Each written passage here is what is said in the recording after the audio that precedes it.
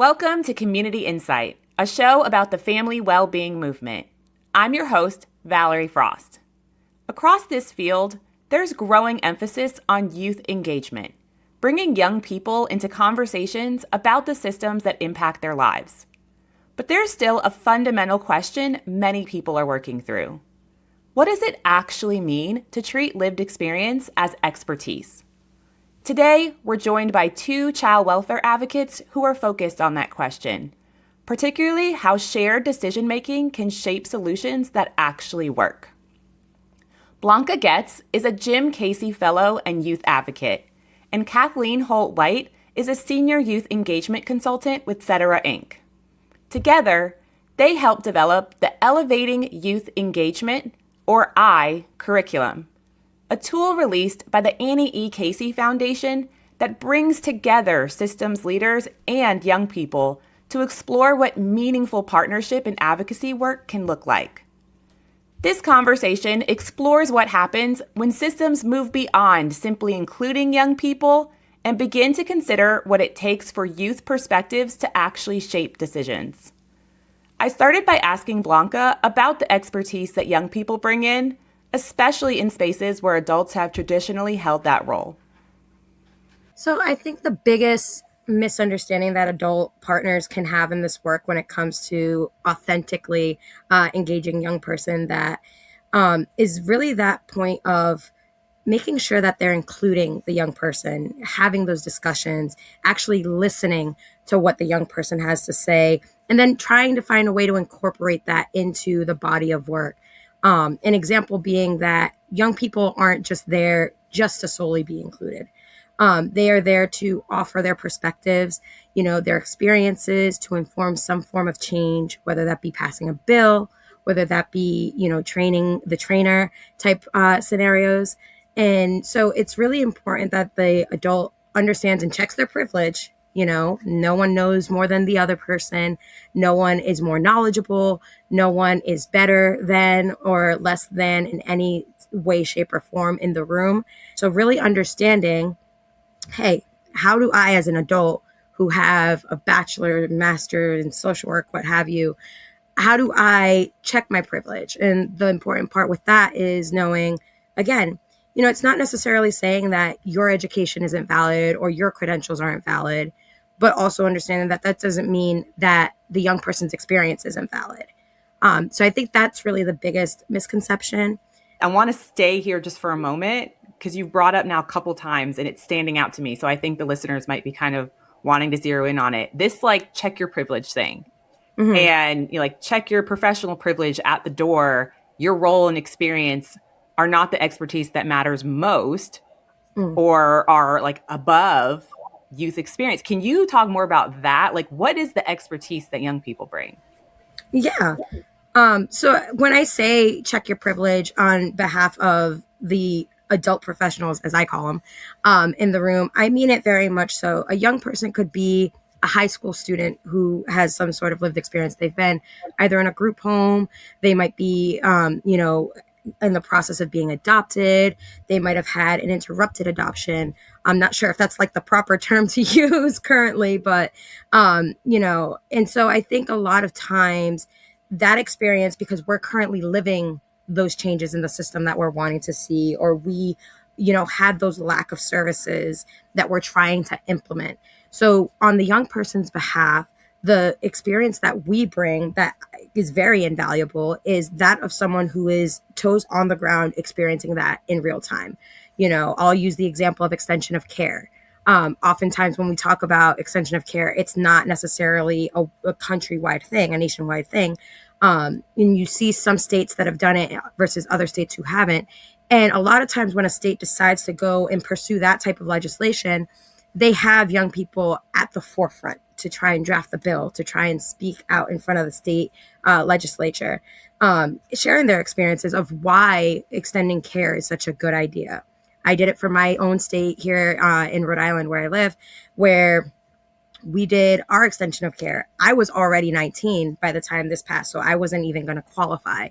And I still offered my expertise in it, how I, unfortunately, not having these services in place, not having these securities in place, so to speak, was very detrimental to my success as an adult, and how I ended up having to kind of find success on my own, and how it shouldn't be that way. Because when a kid turns 18 that doesn't have lived experience, they always have their parents to be able to fall back on, whether that be, hey, college isn't working out, mom and dad, can I come home? Or whether that be like, oh crap, I'm 18, like I need to go to the doctor. Mom, can you add me to your health insurance? And, those are, again, just two examples of how young people with lived experience don't have the same supports as those who don't have lived experience. So when I say, understanding the privilege as someone who has the professional titles and things like that, it's really understanding that, for one, it may be someone who has the titles that has never experienced the foster care system in some way, shape, or form.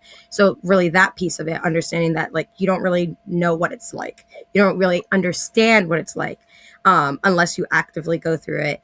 But also understanding that just because the young person has gone through these trials and tribulations doesn't mean that their voice is any less to be respected in that space. All right. So Kathleen, we're going to come to you in just a moment. I just have one more question because I want listeners to hear a specific moment where you felt like your voice truly shaped a decision. And you started to talk about, even though that I think you said you were maybe 19 at the time, you were starting to talk about recommitting or extending care. What happened when you spoke up about it? Did that affect the outcome of that decision?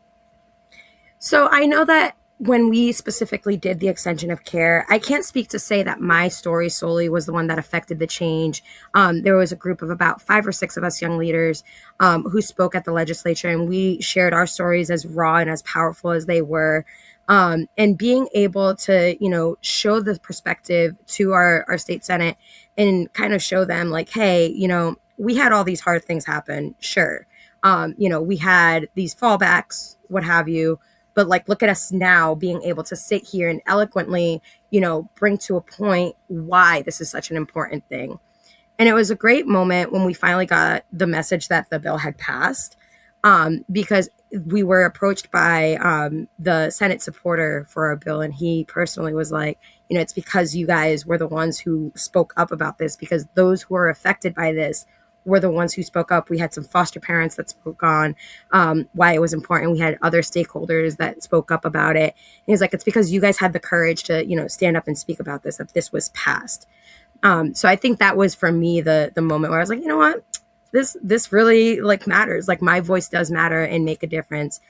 Since then, I can name so many different examples of different projects that I've worked on where I've felt seen and heard, but also understood. I think that's the big important part. It's not just being seen and heard, but understood, that my story doesn't make me who I am, or it doesn't shape me as I am now in this very space, but just helps to show the whole person. So, yeah. All right. So Kathleen, so you come from the adult supporter side and you come from a professional background with deep experience. So what did you have to unlearn to partner authentically with young leaders? So thanks. That's an excellent question, because there is a lot of unlearning that has to happen on the behalf of adults. And that's really what elevated youth engagement curriculum is all about. In fact, the first component really is exactly that. It's that unlearning piece. That unlearning piece, as Blanca mentioned, about sharing power, this idea of checking your privilege at the door, spot on. And so that really begins with creating an environment where leaders are able to be part of that whole idea of decision making processes, the whole idea of looking at the different pathways to creating better outcomes. And so the adolescent brain science, that's a large part of the Elevating Youth Engagement curriculum, is a piece that many adults have to unlearn. For example, it relates to your privilege again. So many of us as professionals, we're trained to believe that it's your expertise that comes from your education, your tenure, your professional status. When in reality, that's not the hierarchy that we want to base collaborative partnerships on. It's the idea that we all have different forms of expertise. And we want to acknowledge the wisdom and the experience of the young leaders and what they bring to the table. It's not about a hierarchy. It's about collaboration. It's about the idea of creating a space so that the different kinds of expertise can bloom, blossom, collaborate, and create some change that's very powerful. Blanca gave a great example of how she was able to do that with courage. And so we want to create an environment where the courage is comfortable. That often means, let's break that down. That often means that when we invite leaders to the table, then we need to really check our biases at the door. The bias that my age gives me a lot more wisdom. The bias that because I have certain degrees or certain levels of expertise in my professional arena means I have more to offer.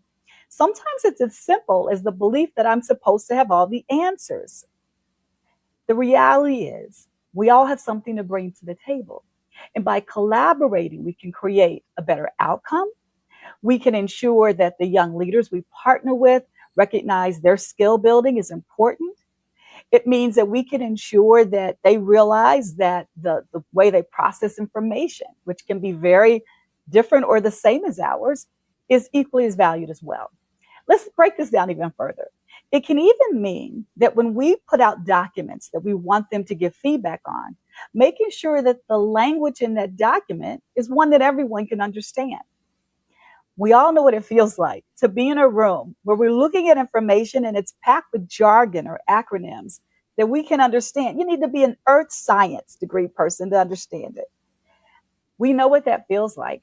It doesn't create an environment where you feel you can give your best.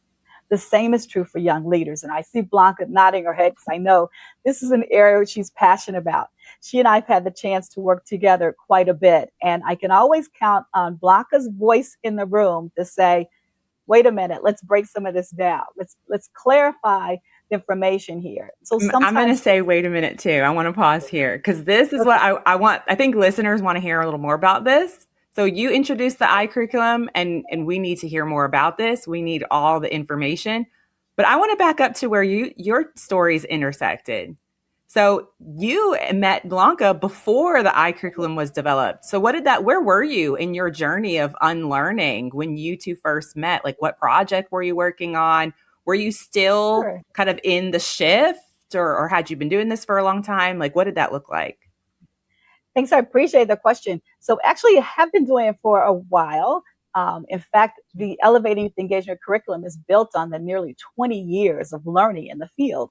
And I've been fortunate enough to be a large part of those 20 years. My background is in corporate human resources. And in that human development phase, my graduate degree is in human resources. And what I'm most passionate about is where individuals and the workplace and their personal values and desires and goals all intersect. And so I was fortunate enough to take a lot of those corporate learnings and bring them to this space. So my thinking was, if we have tools such as Myers-Briggs, we have tools such as other personality assessments, assessments around what kind of environment you work best in, the kinds of environments you thrive in, why not bring them to this work as well? And in reality, some of those elements are the components of the Elevating Youth Engagement curriculum.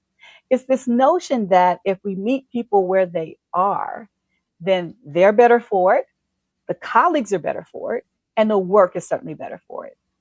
So Blanca, I'm gonna ping the question back to you. So at the point in your journey as a young leader, as a young advocate, growing and emerging in this space, when you met Kathleen, like had there been points in time previously with engagement where this didn't go as smoothly? Yeah, I mean, I think for me, so when I became a fellow, I was invited to be part of what was called the advisory committee. And that's kind of originally where we started stewing the ideas of, you know what, we should have some form of like a playbook. I think that was actually one of the words that we used in the room was a playbook that we could hand to adult supporters, stakeholders that we may be having these conversations with, or even to young leaders who are up and coming to be able to learn the craft that is advocacy work. I know when we started talking about it, I was like, oh my gosh, this is going to make life so much easier. I know when I started off in my journey very early on, I was fortunate enough to have a lot of supports in place to help me along my journey. I had strategic sharing trainings to teach me how to properly and efficiently share my story in a way that wasn't going to re-trigger or re-traumatize myself or anyone else in the audience, a way to learn key messaging. things of that nature, really using my story to spearhead and empower the point that I was trying to make or whatever I was working towards, that ultimate goal. So once we had started discussing doing this playbook, for lack of a better analogy, because I really like the term playbook with it, we started discussing all the things that we're going to place with it. How do we have adult supporters meet young people where they are? Well, a lot of us in the room were young parents. So what does that look like? And that was, understanding that sometimes it's going to have to extend a little past that 9 to 5 work day. Being able to understand that sometimes a meeting, whether it's in person or over Zoom, might include a little kiddo or two popping in to say hi. Really understanding that kind of notion and understanding everyone's situations are differently. Not everyone has the capabilities to show up as their whole self, as Kathleen mentions, to be able to show up as their whole selves in the way without these supports. So what does that look like? How can, as the adult supporter, how can we provide those supports for the young person to be able to fully feel comfortable speaking on and sharing their stories in those rooms? So it sounds like you both had a background with a lot of transferable skills and experience into this. Like you both saw where it went well, or, from your work background, Kathleen, it sounds like you already had things that could transfer directly into engaging with young people. So I'm going to hold that. I'm going to come back to that thought for a minute. But Blanca, in your words, because we've heard from Kathleen a little bit already, how would you describe the curriculum? Like, what is it, and how does it reflect authentic youth engagement and how it was created? So for me, the curriculum, as mentioned, is this playbook, right? And it has these different tiers. I think the coolest thing about it is that it's something that young leaders can use. It's something that adult supporters can use. And then there's also even a part for it to be learned in partnership between young leaders and adult supporters. My favorite thing about it is the fact that you can either do it as a whole, or you can pick and choose the parts that you want to specifically focus on. And I think that's a very unique thing for a curriculum of this nature. It helps to be able to show adult supporters like, hey, if you want a young person to partner with you and be happy to partner with you, here are the things that you need to provide. If you're getting this kind of feedback from the young person that they're not feeling comfortable, how can you as the adult supporter come back to it and say, okay, you know what? How about if we do this to help? Or even just something as simple as, hey, how can we help you to feel more comfortable in this space? Kathleen mentioned, the jargon piece of it. And I always say the darn jargon, oh my goodness, because I am a very strong advocate for, we need to know what these words mean. Me personally, I don't have a social work background. I've been doing this work now for about probably 14 to 16 years. It's very hard to land on the exact number for me. And every time I walk into a room and I start hearing, this alphabet soup, as we call it, I'm always like, okay, well, what does that mean? Like, can we get a glossary that has the terminology and the definitions to make it a little bit easier?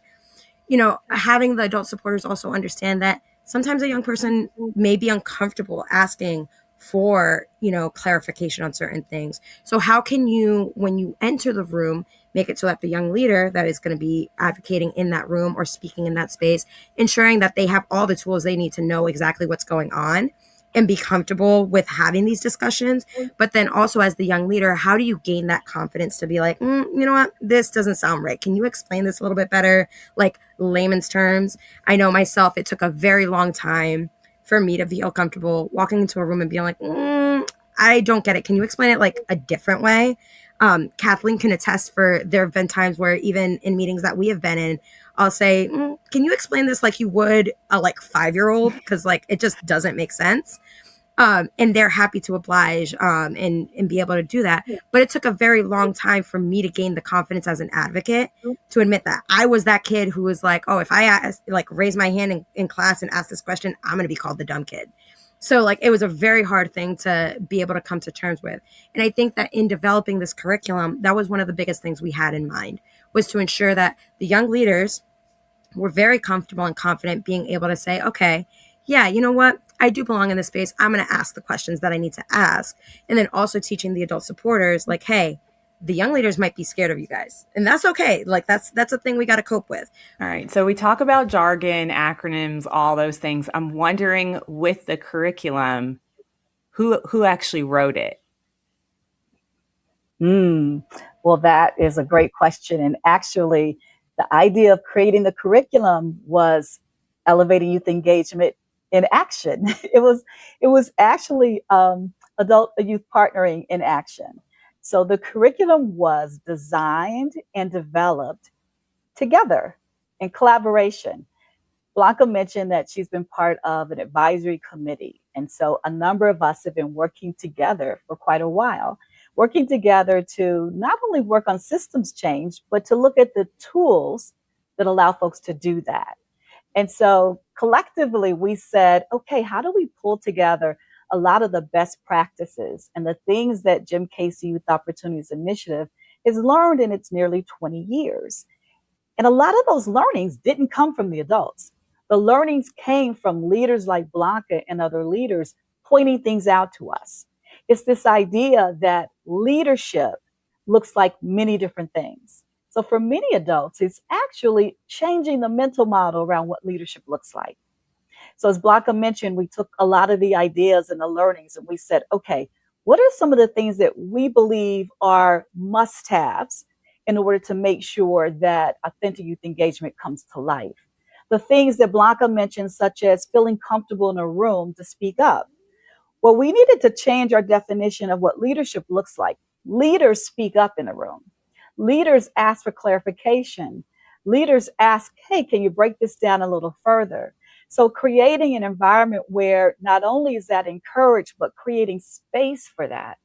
That often means basic things like ensuring that the tools that we're using have been reviewed by leaders before we even use them. What a concept, right?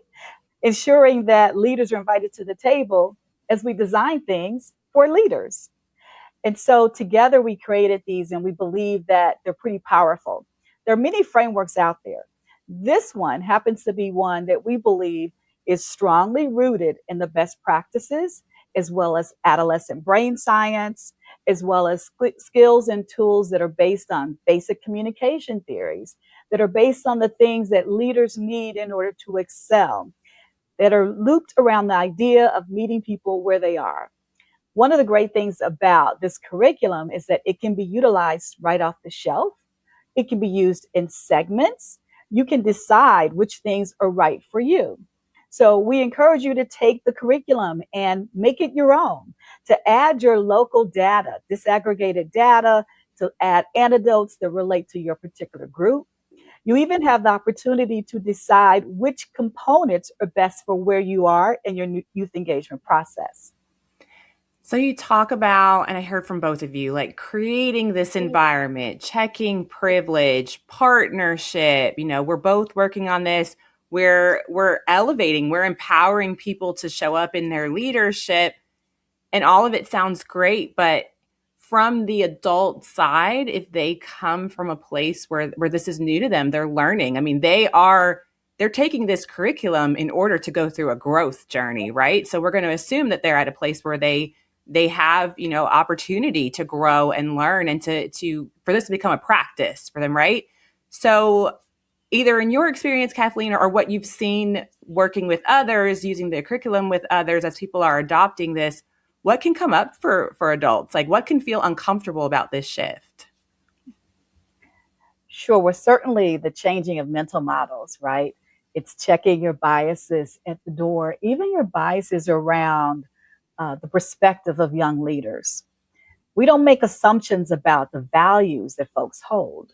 And so, in fact, values is one of the pieces in the curriculum because it's recognizing that we may have different values or we may have the same values, but they're actualized differently. We know that who we are is based on our experiences, our exposure, our knowledge, our goals, all those things, right? We know that. And the same holds true for our young leaders. It's recognizing that when we all come together and we all have a deeper understanding about what's important to one another, not only is the work better for it, not only do our leaders learn and stretch and grow, but our adults do as well. We talk a lot in our work about stretching. And stretching is something we encourage not only for the leaders, but for adults as well. I know I've had the chance to partner with Blanca in many different ways, the chance to not only be in the room with her when we're making decisions, but also to co-facilitate with her.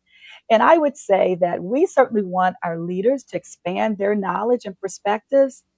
I've been able to do the same as well.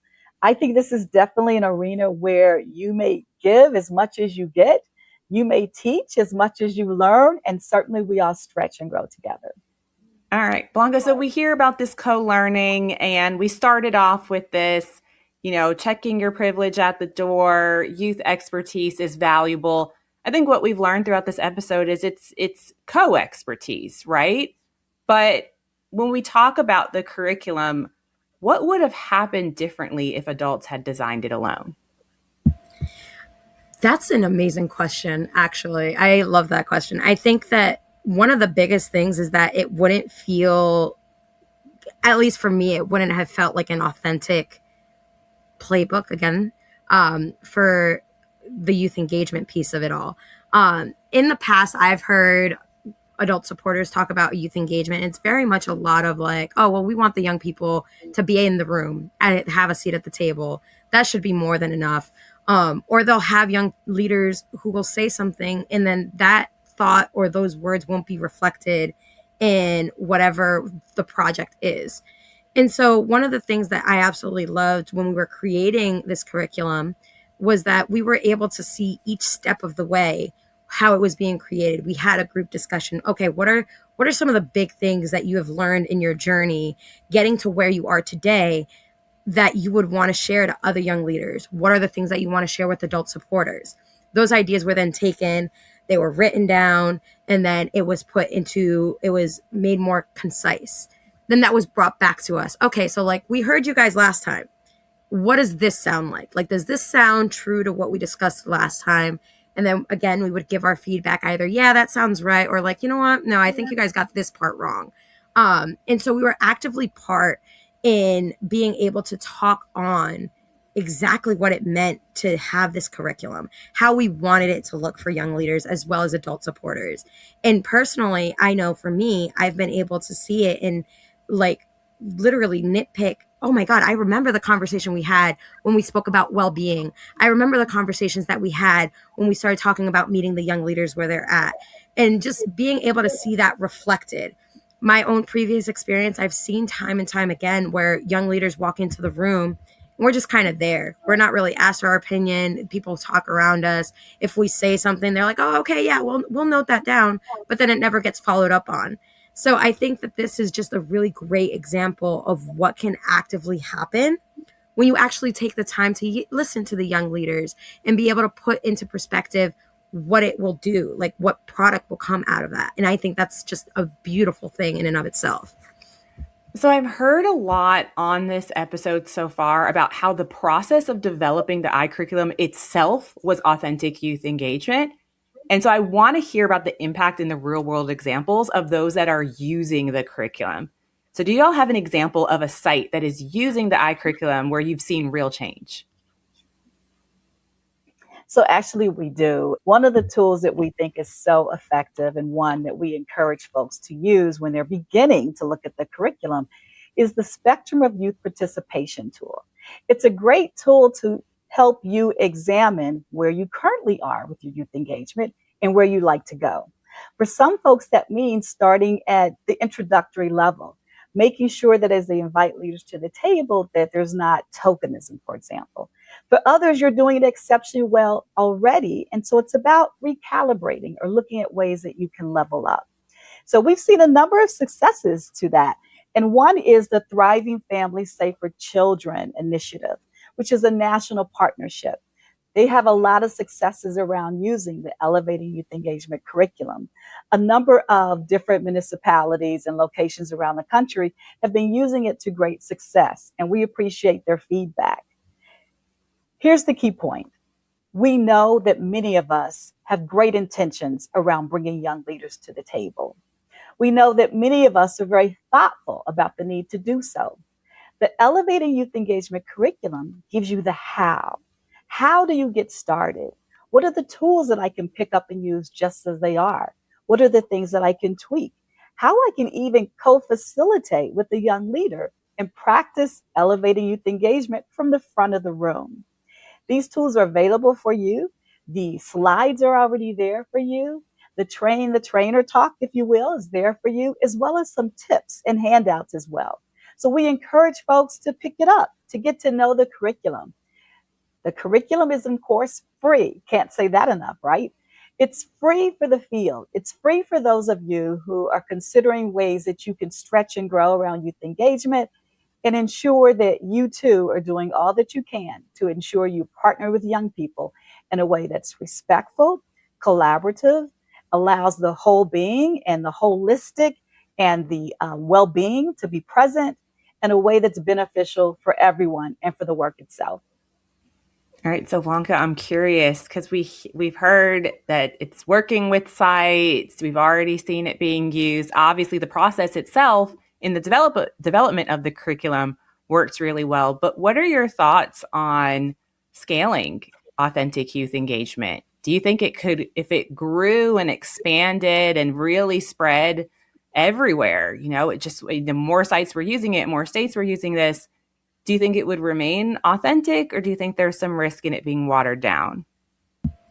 So I think as long as the curriculum's being followed, I don't think it would ever be watered down. I think goal, right? Long-term goal, it would be amazing for every site across the country to utilize this. And no matter how big or small, states all across the country, cities, towns, any type of jurisdiction, I think it would be amazing for everyone to put it into use. I think it's a beautiful thing to see authentic youth engagement in action. And coming from someone who didn't have that so long ago, and I've been on so many different projects, as I mentioned, as Kathleen's mentioned, I've partnered with her before, and I'll say to her on occasion, like, Kathleen, like, I understand what this project is, but I don't really get what I'm supposed to be doing. And I can say that since being able to myself put this curriculum into practice with my own person, I never have that confusion. I'm able to enter a room, and when I'm approached, hey, Blanca, we want this to be your role in this group. Do you accept? I'm able to say, okay, so what you're saying is that you want me to be X, Y, or Z? Yeah, I can do that. And that role is clear from day one for me. And that wouldn't have been something that I would have learned to be able to clarify had it not been for us putting together this curriculum and even being able to put it into play myself. I think another really big aspect of it too is that this curriculum isn't just something that you can put into work on an advocacy realm. It's so transferable to any aspect of your life. I've been a much better advocate since being able to put this curriculum into play. I've been a much better parent because I'm able to advocate for my kids in different ways that I never would have thought possible before. I've been a much better friend and co-leader or peer to some of my colleagues in the field to be able to tell them, like, listen, you know what, that doesn't really sound right. Maybe you should bring it up to your supervisor, your boss, what have you, and have the discussion so that you know more clearly what your role is, what your ultimate goal is going to be on this project and things like that. So I think that it's more beneficial to have more jurisdictions put this curriculum into play, because we've seen that ultimately the final goal is a beautiful thing. And so that's, like, I look at it with that rose-colored glass where I'm like, I just want to see everyone be able to do part of this curriculum and enact it in their life and be able to say, you know what, that curriculum helped me to be a better advocate, a better friend, parent, what have you. All right, so let's say someone wanted one key takeaway, one aspect or one piece of wisdom from the curriculum. Like, what is one thing for you, because you were part of the whole process, right? Like, what is one thing in there that you're like, this is a total non-negotiable when engaging authentically with youth? I think for me, the biggest one being the wellness piece. It teaches young leaders how to be able to understand how to be their authentic selves when entering spaces. It teaches them how to take care of themselves, to give their 100%, and be able to recognize when they might not be able to offer that. a great example of this is being able to recognize when, you're working on a project, and sometimes you just get that slight hint of, what, my mental health isn't doing the greatest right now. Being able to communicate that to your team, like, hey, you know what, I can't do this meeting on this date, or I can't be present fully on this project at this current moment in time. Can we somehow, postpone it, or can we somehow maybe just give me a couple extra days? Being able to recognize that, because again, we want young leaders to be their whole selves, to bring their entire person into the work, but we also don't want to forget about the person.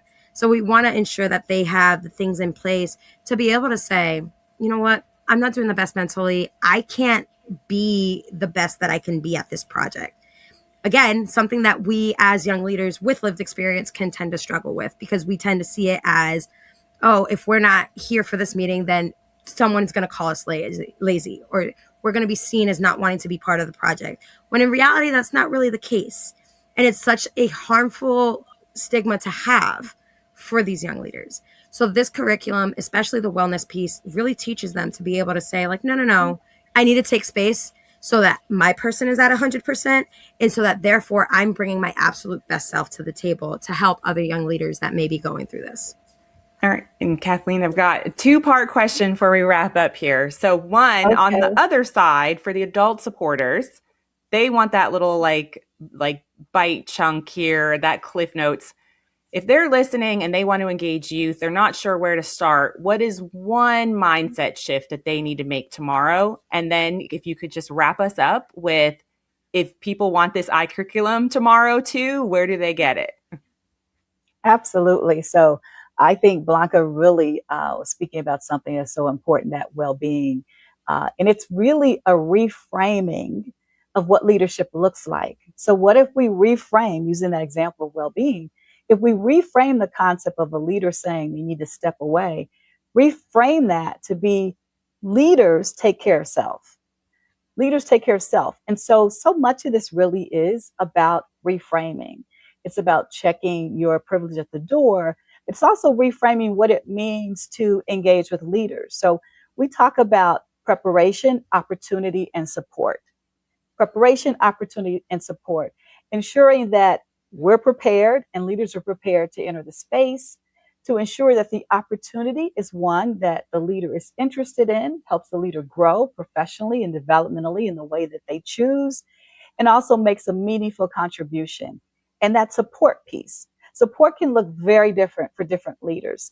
That support, whether it's around childcare, whether it's around ensuring that this is the right time for them to make that kind of a commitment, in terms of helping ensure that their well-being, as Blanca mentioned, is priority one. And so I think for adults, many of us are well-intended. This gives you the how to implement. It's not a way that you have to work within the confinement that's really restrictive. It's a way that you can take it and adapt it in the ways that are best for you and best for the work that you do and the leaders that you've already engaged with or you're planning to bring into the work. So I want to emphasize that it's highly adaptable and it's accessible for you. And again, if listeners want it today, where do they go? Absolutely. They can go straight to the Jim Casey Youth Opportunities Initiative website, the Annie E. Casey Foundation website, Elevating Youth Engagement Curriculum. It's free, it's accessible, it's adaptable, and we hope that you utilize it in your work. All right, so today's conversation challenged a core assumption in systems work, that expertise always comes from professional experience. We heard how authentic youth engagement requires adults to rethink authority, share power, and create structures where lived experience shape decisions, not just feedback.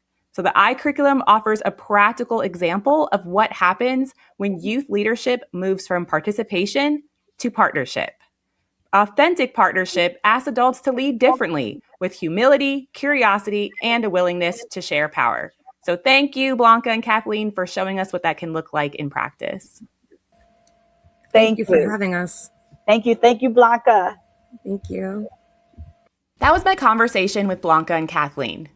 This episode sits in a space many organizations are still navigating: between inviting youth into conversations and what it looks like to partner alongside one another. You can learn more about the Elevating Youth Engagement, or I, curriculum in the show notes. Be sure to follow the podcast for new episodes. You can also rate and review the show on your favorite podcast platform and share it with others interested in the future of family well-being. We thank the Annie E. Casey Foundation for their continued support of the show. And thanks to our sponsor, Sunlight. Sunlight connects families and professionals in the child welfare system with innovative technology tools that improve communication, protection, trust, and transparency for better outcomes. Community Insight is produced in partnership with Imagination Factory and 14th Street Studios. Thanks to Matt Anderson, Tavon Lewis, Michael Osborne, and Morgan Honecker. The opinions and conclusions expressed in the podcast are those of the hosts and guests alone and do not necessarily reflect the views of the Annie E. Casey Foundation.